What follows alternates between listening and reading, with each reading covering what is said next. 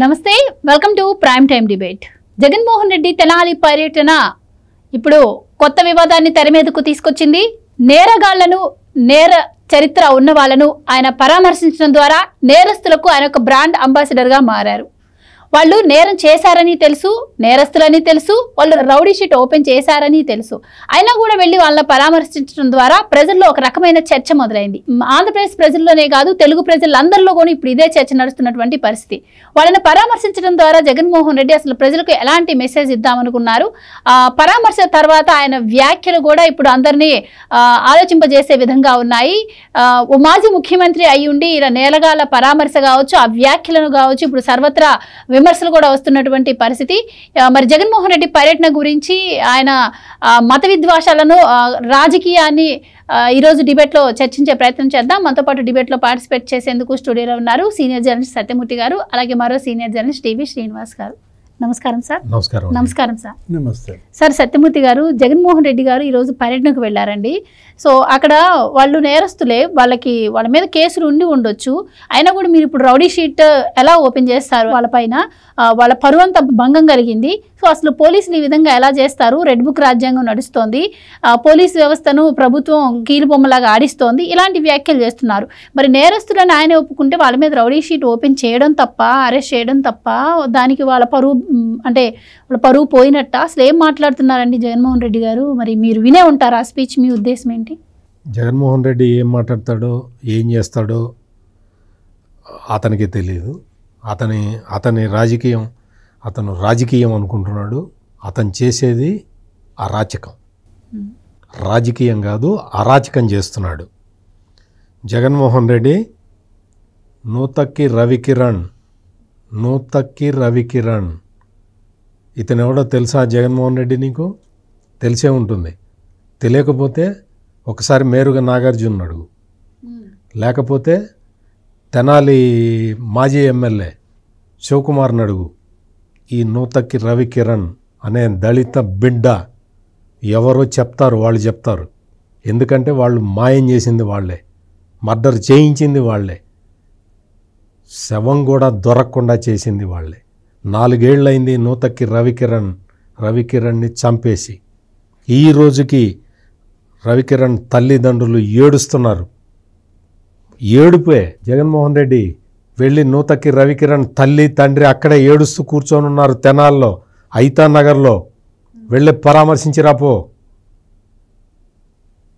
బాధితుల్ని పరామర్శిస్తావా, నేరస్తుల్ని పరామర్శిస్తావా?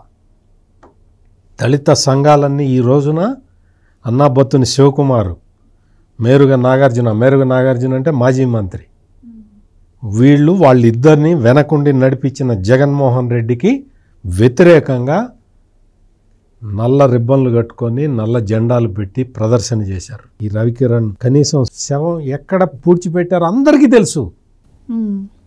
కానీ 4 ఏళ్ల నుంచి పోలీసుల చేతులు కట్టేసి, నోరు నొక్కేసి నేరస్తులను, ఇదే ఐతా నగర్కి చెందిన నేరస్తులు నూతక్కి రవికిరణ్ని పొట్టన పెట్టుకున్నారు.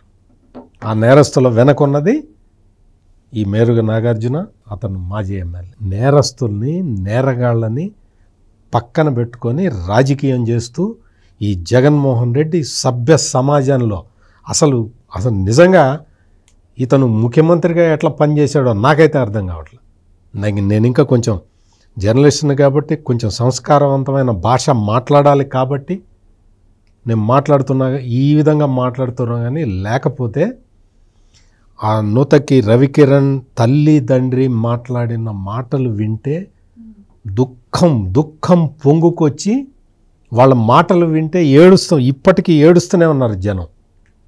అంత దారుణంగా చంపి పొట్టన పెట్టుకొని ఒక దళిత యువకుడిని, ఇదే ఐతా నగర్లో గంజాయి బ్యాచ్.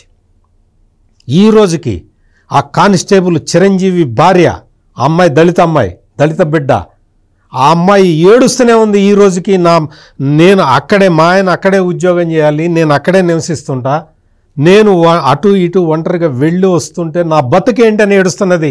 జగన్మోహన్ రెడ్డి సమాధానం చెప్పు. దళిత బిడ్డ, చిరంజీవి భార్య, ఆ అమ్మాయికి రక్షణ ఎవరు కల్పించాలి? ఎట్లా కల్పించాలి? జగన్మోహన్ రెడ్డి వెళ్ళి గూండాల్ని, రౌడీల్ని మొత్తం గంజాయి బ్యాచ్ని సపోర్ట్ చేస్తూ ఉంటే, వాళ్ళందరూ తిరుగుబాటు చేసి తిరగబడుతూ ఉంటే, సమాజం మీద చంపుతూ ఉంటే, పోలీసుల మీదే అటాకులు, మర్డర్ అటాకులు చేస్తూ ఉంటే ఏం చేయాలి? ఈ జగన్మోహన్ రెడ్డిని ఏం చేయాలి? పక్కన ఎవరున్నారో కూడా తెలియదు. పక్కన అతని చెల్లెలు అని చెప్పి ఇంకో వేరే వాడి పేరు చెప్తాడు, వాడి చెల్లెలు కాదు.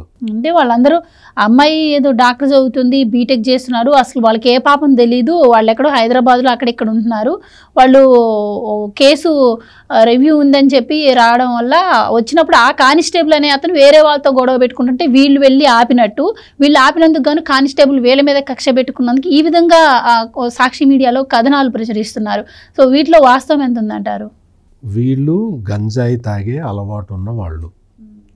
ఈ జాన్ వెస్లినో విక్టర్ కూడా ఉన్నాడు, అతను నవీన్ అనే అతను, వీళ్ళందరూ కూడా గంజాయి బ్యాచ్. పాత నేరాలు ఉన్నాయి. పాత నేరాలు ఎన్ని ఉన్నాయంటే ఒక్కొక్కడి మీద 9 కేసులు ఉన్నాయి. రౌడీ షీట్ ఓపెన్ చేశారు. ఇవన్నీ జరిగింది కూటమి ప్రభుత్వంలో కాదు జగన్మోహన్ రెడ్డి, నీ ప్రభుత్వంలో. కేసులు ఉంటే ఉండొచ్చు, కానీ ఇప్పుడు రౌడీ షీట్ ఎందుకు ఓపెన్ చేస్తారు? రౌడీ షీట్ ఎందుకు? 9 కేసులు ఉంటే చైన్ స్నాచింగులు, మర్డరే, అటెంప్ట్ మర్డర్లు, గంజాయి కొట్టడం, గంజాయి మత్తులో రోడ్డును పోయే వాళ్ళని కొడుతున్నారు. వాళ్ళ మీద రౌడీ షీట్ ఓపెన్ చేయక ఏం చేస్తారు? అసలు 9 కేసులు పెట్టింది ఎప్పుడో తెలుసా జగన్మోహన్ రెడ్డి? నీ ప్రభుత్వంలో పోలీసులు కేసు పెట్టి వాళ్ళని అరెస్టు చేసే ధైర్యం కూడా లేక, ఎందుకంటే వాళ్ళు నీ సపోర్ట్ చేసిన నీ అప్పటి వరకు ఎమ్మెల్యేగా ఉన్న ఎమ్మెల్యే మనుషులు కాబట్టి పోలీసులు అరెస్ట్ చేయలేకపోయారు, వాళ్ళని పట్టుకోలేకపోయారు. కూటమి ప్రభుత్వం అధికారంలోకి వచ్చిన తర్వాత వాళ్ళని కూర్చోబెట్టి గంజాయి తాగద్దురా, చస్తారా మీరు చస్తే చచ్చారు, సమాజాన్ని చెడగొడుతున్నారా, మీరు నేరాలకి పాల్పడద్దురా, చైన్ స్నాచింగ్లు వద్దురా, చెయ్యొద్దురా అని కూర్చోబెట్టి కౌన్సిలింగ్ చేస్తే ఆ కానిస్టేబుల్ చిరంజీవిని పట్టుకొని అసలు కొడితే పారిపోయాడు అతను. పాపం ఈ ముగ్గురు కలిసి గంజాయి మత్తులో కొడితే అతను పారిపోయి ప్రాణం కాపాడుకొని హాస్పిటల్లో చేరి పోలీసులకి రిపోర్ట్ ఇచ్చాడు. సమాచారం ఇస్తే ఆ తర్వాత అతను వీళ్ళని ఏం చేయాలో అర్థం కాక పోలీసులు ఆ రోడ్డు మీద కూర్చోబెట్టి కొట్టారు. ఏం చేస్తావు? తెనాల్లో ఐతా నగర్లో నువ్వు వెళ్ళి ఈ రోజు నన్ను పబ్లిక్ ఒపీనియన్ తీసుకుంటే, వీళ్ళే కాదండి ఇటువంటి వాళ్ళు చాలామంది ఉన్నారు, రోడ్డు మీద పడేసి కొట్టండి అని చెప్పి చెప్తారు, ప్రజలు చెప్తున్నారు. ఈ జగన్మోహన్ రెడ్డికి దళిత సంఘాలన్నీ వెళ్ళి అడ్డం నిలబడ్డాయి, నువ్వు వెళ్ళొద్దు, క్రిమినల్స్ని నువ్వు కాపాడొద్దు అని. క్రిమినల్స్ని కాపాడుతుంటాడు. క్రిమినల్స్ వాళ్ళందరూ చదువుకున్న వాళ్ళని వాడెవడితో ఒకటి చూపించి అడ్వకేట్ అని చూపిస్తున్నాడు, అడ్వకేట్ ఫోటో చూపిస్తున్నాడు, అడ్వకేట్ గంజాయి తాగుతున్నాడు, పట్టుకున్నాడు, 9 కేసులు ఉన్నాయి, ఒక్కొక్కటి మీద 9 కేసులు ఉన్నాయి. పోలీస్ కేసులు పెట్టింది కూడా జగన్మోహన్ రెడ్డి ప్రభుత్వంలోనే. అప్పుడు కేసులు పెట్టారు కానీ యాక్షన్ తీసుకునే ధైర్యం లేదు, ఎందుకంటే ఆ రోజున్న ఎమ్మెల్యే మనుషులు కాబట్టి. అటువంటి వాళ్ళని పరామర్శిస్తుంటే ఈ జగన్మోహన్ రెడ్డి మీద, అంతకుముందు త్రిపులార్ మీద, రఘురామకృష్ణరాజు మీద దేశద్రోహం కేసు పెట్టాడు కదా, ఈ రోజున జగన్మోహన్ రెడ్డి మీద ఆ కేసు పెట్టాలి. నేరస్తుల్ని సపోర్ట్ చేయటం దేశద్రోహం. సార్ ఇక్కడ మనం చూసాం, సార్ అన్నట్టు ఆయన వాళ్ళని పరామర్శించడానికి వెళ్ళినప్పుడు అటు దళితుల నుంచి కావచ్చు, ఎంఆర్పిఎస్ నేతల నుంచి కూడా ఆయనకు గో బ్యాక్ అనే నినాదాలు ఇచ్చారు. మరి ఆయన చూస్తేనేమో పోలవర్షాన్ని గురిపించుకుంటూ సీఎం అని నినాదాలతో వాళ్ళని పరామర్శించడానికి వెళ్ళారు. ఓవరాల్గా ఆయన మాట్లాడిన మాటలు మీరు కూడా వినే ఉంటారు. సో ఆ ప్రెస్ మీట్ పై మీ ఉద్దేశం ఏంటండి? ఇన్నాళ్ళు ఉన్మాదం అంటే ఏంటో అనుకున్నాం, సినిమాల్లో చూసాం, లేకపోతే ఏదో కథల్లో చదివాం, ఇప్పుడు కళ్ళ ముందు ప్రత్యక్షంగా చూస్తున్నాం. ఇది ఉన్మాదానికి పరాకాష్ట. ఇది అసలు రాజకీయ పార్టీ అయినా, ఆయన ఒకడు నాయకుడైనా, అసలు మాజీ ముఖ్యమంత్రిగా పనిచేసిన అతను నేరగాళ్ల పరామర్శకి వెళ్తాడా? అంటే వాళ్ళ పరువు ప్రతిష్టలకు భంగం కలిగిందంటాడు. అసలు పరువు ప్రతిష్టను కాపాడే మాజీ ముఖ్యమంత్రి అంటే రౌడీకి పరువు ఏంటి, గుండాకి ప్రతిష్ట ఏంటి? అంటే రౌడీల పరువు, గుండాల ప్రతిష్ట నిలబెట్టడమే లక్ష్యంగా పెట్టిన పార్టీయా వైఎస్ఆర్ కాంగ్రెస్ పార్టీ? ఇప్పుడు 11 కేసులున్న వేము నవీన్ అతని పరువు కోసం ఇవాళ జగన్మోహన్ రెడ్డి ఆరాటపడుతున్నాడా? 9 కేసులు ఉన్నటువంటి ఎవరు జాన్ విక్టర్ అతని పరువు పోయిందనా? లేకపోతే 8 కేసులు ఉన్నటువంటి ఆ దోమ రాకేష్ అతని ప్రతిష్టకు భంగం కలిగిందనా? అసలు ఇప్పుడు అతను మాట్లాడుతూ జగన్మోహన్ రెడ్డి ఏమన్నాడు, 24 కేసులున్న చంద్రబాబుని ఇలాగే నడి రోడ్డు పైన కొట్టడం ధర్మమేనా అంటాడు. ఆ ఒక్క మాటలో చంద్రబాబు పైన అతను ఎంత అక్కసు, ఎంత కక్ష. ఆయన మాజీ ముఖ్యమంత్రి, 15 ఏళ్ళు ఆయన ముఖ్యమంత్రిగా పనిచేసిన ఆయనకి నువ్వు ఈ రౌడీ షీటర్లకి పోలుస్తాడా? జగన్మోహన్ రెడ్డి అసలు ఏమి సందేశం ఇచ్చాడు నిన్నటి పర్యటన ద్వారా, లేకపోతే ఏం సంకేతం ఇచ్చాడు? ఇప్పుడు ఈరోజు అతను చంద్రబాబు పైన ఎంత కక్ష కట్టాడో, ఎంత అక్కసు గక్కాడో ఇవాళ మరొకసారి ఒక మాటల్లోనే తెలిసిపోతుంది అన్నమాట. పోలీసులు ఇవాళ కొట్టడం తప్పే, నడి రోడ్డు పైన కొట్టారు. కొట్టడం ద్వారా వాళ్ళు ఒక సందేశాన్ని పంపారు, వీళ్ళలాగా ఇలాంటి పనులు కనుక చేస్తే మీకు ఇదే పరిస్థితి అని. నువ్వేం చేశావు? ఇప్పుడు ఇదే ఘటన ఏది నడి రోడ్డు, లేకపోతే పోలీసులు, లేకపోతే లాఠీలతో కొట్టడం ఒక తెనాల్లోనే జరిగిందా? విశాఖలో జరగలేదా? అలా కాదు సార్. ఇప్పుడు వాళ్ళ ముగ్గురు ఎవరు అనేది ఎంత పోలీసులు బయట కొట్టినా కూడా ఆ ఏరియా వరకు తెలుస్తుంది, ఆ తెనాల వరకు తెలుస్తుంది. ఇప్పుడు దాన్ని ఇష్యూ చేసి ఆయన వెళ్ళి పరామర్శించి వాళ్ళ పిల్లల్ని బయటికి తీసుకొచ్చి మీడియా ముందుకు మాట్లాడడం ద్వారా ఇప్పుడు రాష్ట్రం అంతా కూడా తెలిసిన పరిస్థితి. ఎవరు ఆ బాసుపాలు చేసినట్టు అవుతుంది సార్? అప్పుడు అంటే వాళ్ళ పరువు తీసిందే జగన్మోహన్ రెడ్డి అనమాట. వాళ్ళకున్నది ఏదో కొద్దో గొప్ప పరువు ఏమని ఉంటే నిన్న జగన్మోహన్ రెడ్డి వాళ్ళందరినీ ఎక్స్పోజ్ చేయడం ద్వారా వాళ్ళ పరువు జగన్మోహన్ రెడ్డి తీశాడు. ఇప్పుడు నువ్వేం చేశావు? విశాఖపట్నంలో నీ హయాంలో డాక్టర్ సుధాకర్ని నడి రోడ్డు పైన ఏం చేశారు? దళిత వైద్యుడు పెడరెక్కలు విరిచికట్టి బట్టలోడు తీసుకొట్టారుగా. అక్కడ కొట్టింది ఎవరిని? విశాఖలో నీ హయాంలో ఒక డాక్టర్ని, చదువుకున్న వ్యక్తిని, దళితుడిని. ఇక్కడ కొట్టింది ఎవరిని? రౌడీ షీటర్లని, గంజాయి బ్యాచ్ని. అంటే డాక్టర్ని నడి రోడ్డు మీద కొడితే నీకు కమ్మగా ఉంది, రౌడీ షీటర్లని నడి రోడ్డు పైన కొడితే జగన్ అసలు రోడ్డు ఎక్కుతున్నాడు. ఏంటది?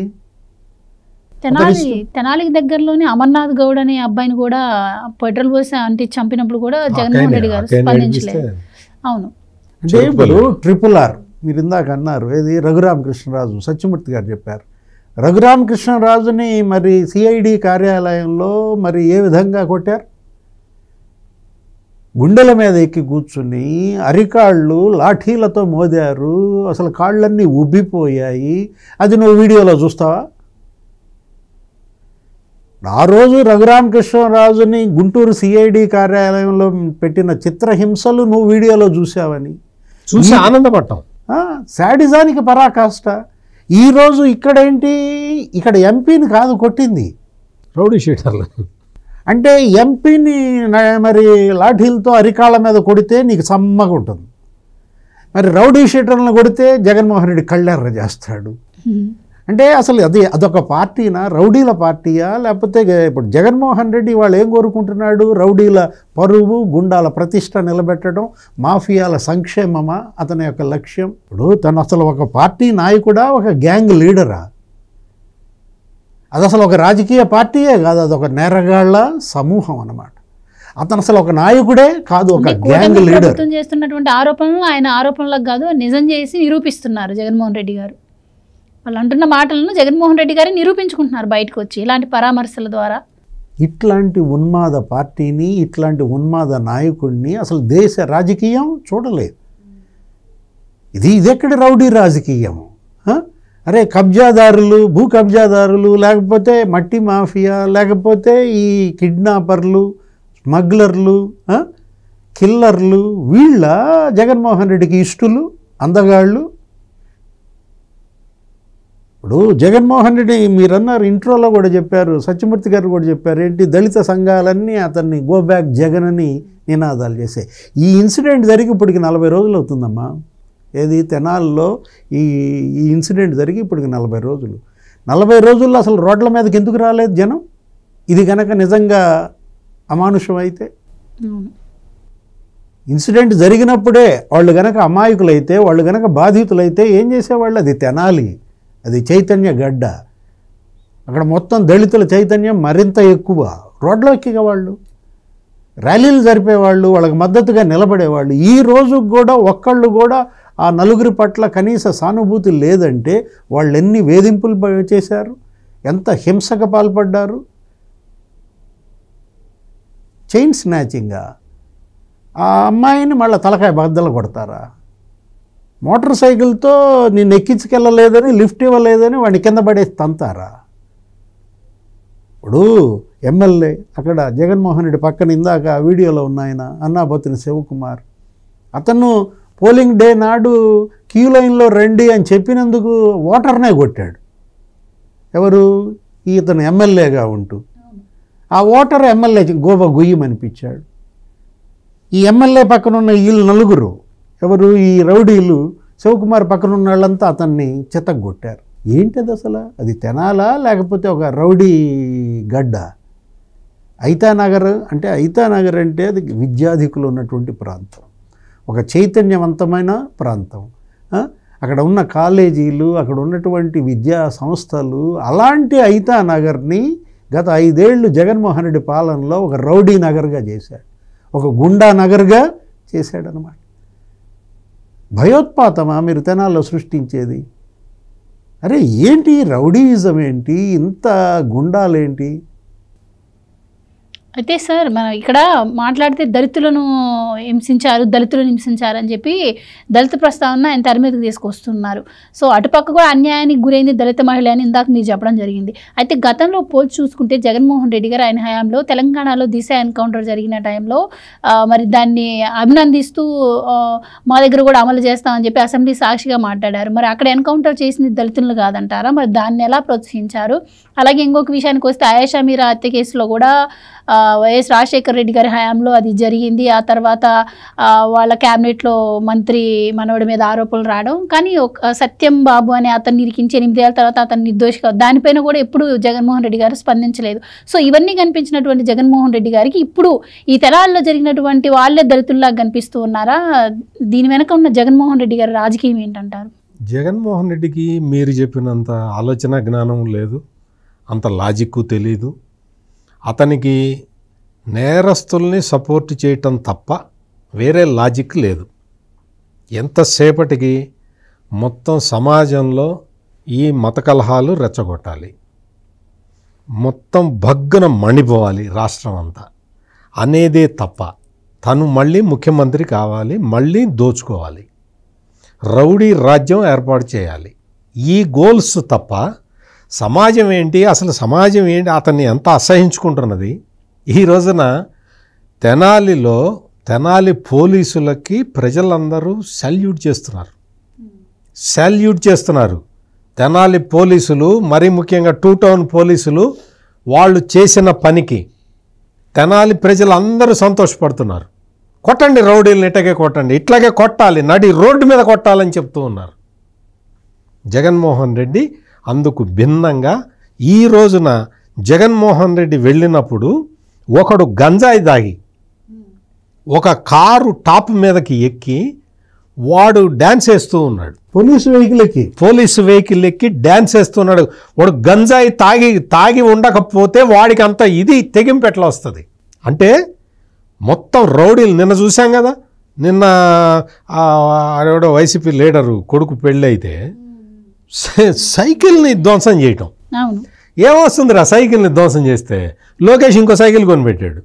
ఆ పిల్లాడి, చిన్న పిల్లాడిదండి ఆట, మామూలు ఆ పిల్లాడు, చిన్న పిల్లాడు సైకిల్ దొక్కుంటే ఆ సైకిల్ తెచ్చి రోడ్డు మీద ధ్వంసం చేస్తే అంటే ఎంత శాడిజం ఉందో వీళ్ళల్లో, ఎంత శాడిస్టులు వీళ్ళు.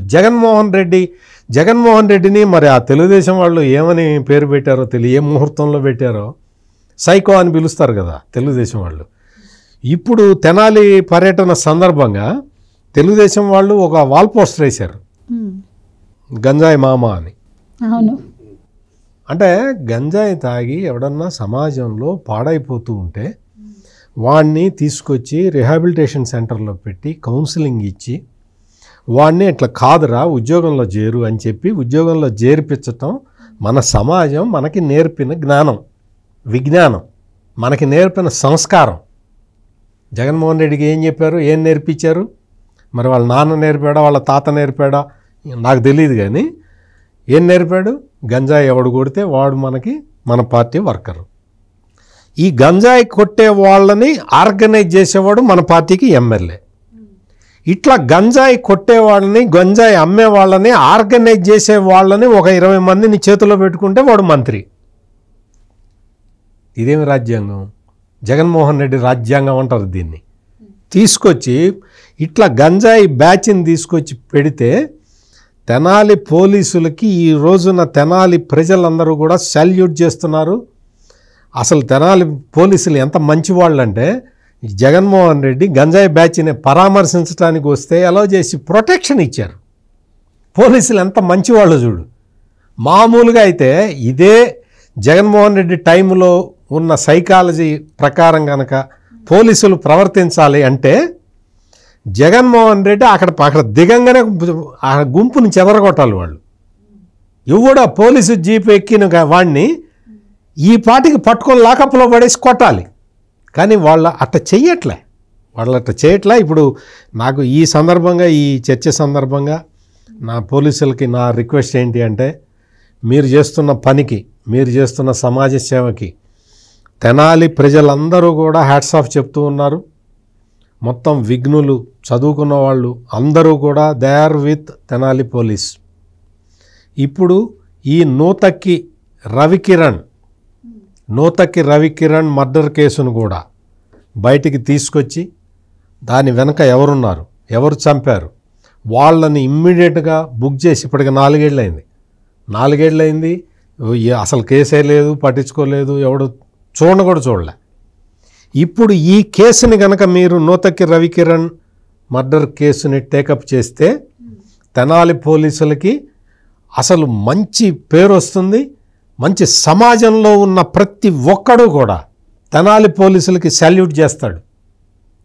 అందుకని ఇమ్మీడియట్గా నూతక్కి రవికిరణ్ కేసుని టేకప్ చేసి మాజీ ఎమ్మెల్యే ఉన్నాడా, మాజీ మంత్రి ఉన్నాడా, మాజీ ముఖ్యమంత్రి ఉన్నాడా, ఆ మర్డర్ వెనక ఇమ్మీడియట్గా తేల్చాల్సిన అవసరం అయితే ఉంది.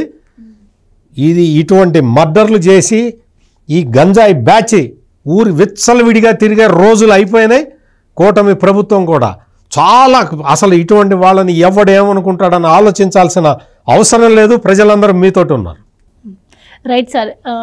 ఇంకేంటంటే మరి జగన్మోహన్ రెడ్డి తెనాలి పర్యటనకి వెళ్తున్న సందర్భంగా ఆయనకు పోలీసులు సరైన రక్షణ కల్పించలేదు. అండ్ ఆయన విక్టరీ ఇంటికి వెళ్తున్న టైంలో కూడా కార్యకర్తల రక్షణగా వెళ్ళారు, రోప్వే కూడా ఇవ్వలేదు.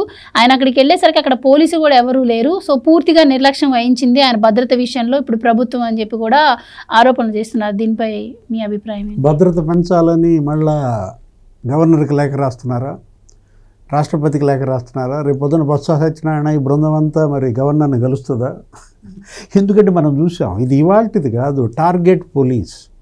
జగన్మోహన్ రెడ్డి సీఎంగా దిగిపోయిన నాటి నుంచి అతను పోలీస్ని టార్గెట్ చేస్తున్నాడు. ఒక చోట కాదు. ఏది ఆ rowdy sheeter murder case, Vinukonda పర్యటనప్పుడు ఇది తనకు సరైన వెహికల్ ఇవ్వలేదని, ఆ వెహికల్ ఎక్కి దిగిపోవడం, పోలీస్ భద్రత కల్పించలేదని, గుంటూరు మిర్చి యార్డ్ దగ్గరికి వెళ్ళినప్పుడు అదే ఫార్స్, రక్షణ కల్పించలేదని, లేకపోతే మొన్న రాఫ్తాడ్ వెళ్ళినప్పుడు కూడా ఇదే సేమ్. అంటే ఏంటి, ఇవాళ అతను పోలీస్ని టార్గెట్ చేస్తూ పోలీసుల బందోబస్తు పూర్తిగా పొందుతూ పోలీసుల్ని బ్లేమ్ చేయడం. పోలీసుల భద్రత లేకపోతే అతను అడుగు పెట్టగలడా, వెళ్ళగలడా? అరే ఎంతమంది అతను కాపలా కాస్తున్నారమ్మా. ఇప్పటికి కూడా అతను Z+ కేటగిరీలో ఉన్నాడు భద్రత, మాజీ సీఎంగా. అదేమంటే పోలీసు చుట్టూతో పెట్టుకున్నాడు, పోలీస్ బందోబస్తులో ఉన్నాడు. పోలీసు వ్యవస్థ వికృత రూపానికి తెనాలి ఘటనే నిదర్శనం అంటాడు. పోలీసులు ఒక్కసారి విత్డ్రా అయితే తెలుస్తుంది. పోలీసు వ్యవస్థ వికృత రూపానికి విశాఖ ఘటన నిదర్శనం కాదా? డాక్టర్ సుధాకర్ది. RRR ఘటన నిదర్శనం కాదా? రఘురామకృష్ణరాజును కొట్టింది. కాదంబరి జత్వాని కిడ్నాప్ కాదా? పోలీసు వ్యవస్థ వికృత రూపం నువ్వు 5 ఏళ్లలో చూపించావు. తురక కిషోర్ అన్న నడి రోడ్డు మీద నేతలను టార్గెట్గా చేసిన పనులు కావచ్చు. పిన్నెల్లి రామకృష్ణ పుట్టినరోజు చేస్తాడు ఆ సిఐ ఎక్కడ పోలీస్ స్టేషన్లో. నేరస్తుల పుట్టినరోజు వేడుకలు అప్పట్లో పోలీస్ స్టేషన్లో జరపటం, కేక్ కటింగ్లు చేయడం. దళిత డ్రైవర్ సుబ్రహ్మణ్యాన్ని చంపిన వాడి బర్త్డే కూడా పోలీసులతోటి చేయించారు ఈ సైకోలందరూ. ఏది పోలీస్ వ్యవస్థ వికృత రూపం? నీ హయాంలోనా, ఇప్పుడు చంద్రబాబు హయాంలోనా? రౌడీ షీటర్లను కొట్టడం పోలీస్ వ్యవస్థ వికృత రూపం అంటావా? రౌడీ షీటర్లకి పోలీస్ స్టేషన్లో పుట్టినరోజులు చేయడం పోలీస్ వ్యవస్థకు వికృత రూపం అంటావా? జగన్మోహన్ రెడ్డి ఏమంటాడు? ఇప్పుడు ఇందాక సైకిల్ నేలకేసి కొట్టి దాన్ని కాళ్ళతో తొక్కడం శాడిజానికి ఎంత పరాకాష్ట. అదే కాదు సత్యమూర్తి గారు, ఇందాక కర్నూలులో ఏదో కోసిగి మండలంలో తెలుగుదేశం పార్టీ నాయకుడి కొడుకు పెళ్ళంట. ఆ పెళ్ళి ఊరేగింపు వెళ్తోంది. ఎదురుగా వైసీపీ మోక వచ్చి ఫ్యాన్లు పట్టుకుని ఆ ఫ్యాన్లతో వాళ్ళ మీద దాడి చేసి కొట్టడం, ఫ్యాన్లు తిప్పుతా. ఎంత శాడిజమా? నిజంగా అసలు అది ఉన్మాదమా? ఎలా చూడాలి అసలు? వైఎస్ఆర్ కాంగ్రెస్ పార్టీ అంటే ఎస్ అంటే శాడిజమా, ఆర్ అంటే రౌడీయిజమా? వైనాట్ 175 కాదు, వైనాట్ శాడిజం, వైనాట్ రౌడీయిజంగా ఇవాళ ఇతన్ని పిలుపులు. గతంలో లోకేష్ బాబు ఆ ఎన్నికల ప్రచారంలో ఏమని పిలిపించాడంటే సైకో పోవాలి, సైకిల్ రావాలి అన్నాడు. అదే ఆ కచ్చ. ఆ కచ్చతో ఇవాళ సైకిల్ నేలకేసి కొట్టావా, లేకపోతే సైకిల్ పైన కాళ్ళతో తొక్కారా? మనకు అదే కనపడుతుంది. అంటే ఇప్పుడు నువ్వు ఇవాళ తెనాల్లో ఏం పిలిపించావు? సైకిల్ పోవాలి, సైకో రావాలి. ఇదా ఇవాళ జగన్మోహన్ రెడ్డి పిలుపు? జనం చర్చిస్తున్నారు, జనం నిన్ను నకసిక పర్యంతం గమనిస్తున్నారు, నీ ప్రతి అడుగు చూస్తున్నారు, నీ ప్రతి మాట వింటున్నారు. ఇప్పటికి కూడా నీలో మార్పు రాకపోతే, ఇప్పుడు ఇందాక మన సత్యమూర్తి గారు చెప్పారు ఏంటి, జాన్ విక్టర్ అడ్వకేట్ అంటాడు, అడ్వకేట్ అంటాడు, జూనియర్ అడ్వకేట్ జాన్ విక్టర్ అంటాడు. వాడేవాడ కళ్ళం హరికృష్ణారెడ్డి, అతను కూడా కోటేశ్వరం తిరుగుతున్నాడు. వాడు రాఫ్తాడ్లో పరిటాల శ్రీరామును చంపుతానని అక్కడికి వెళ్ళి సవాల్ చేసినాడు. నీకు సీన్ కట్ చేస్తే నల్లకోటు, అంబటి రాంబాబు ఒక నల్లకోటు, అతను ఒక నల్లకోట వేసుకొని తిరుగుతున్నారు. అంటే కళ్ళం హరికృష్ణారెడ్డి ఒక జూనియర్ అడ్వకేట్, లేకపోతే జాన్ విక్టర్ ఒక జూనియర్ అడ్వకేట్. ఇంకొకడు ఉన్నాడు గవాస్కర్. ఎవరతను? మంగళగిరికి తెలుగుదేశం పార్టీ కార్యాలయంపై దాడి కేసులో నిందితుడు, ప్రధాన నిందితుడు. అతను ఒక అడ్వకేట్. అంటే పొన్నవాళ్ళు సుధాకర్ రెడ్డి ఏం చేస్తున్నాడు నాకు అర్థం కాదు. అంటే రౌడీలందరినీ అడ్వకేట్లు చేయడమే ఇవాళ పొన్నవాళ్ళు ఒక స్కూల్ పెట్టుకున్నాడా? మనకు అదే కనపడుతోంది.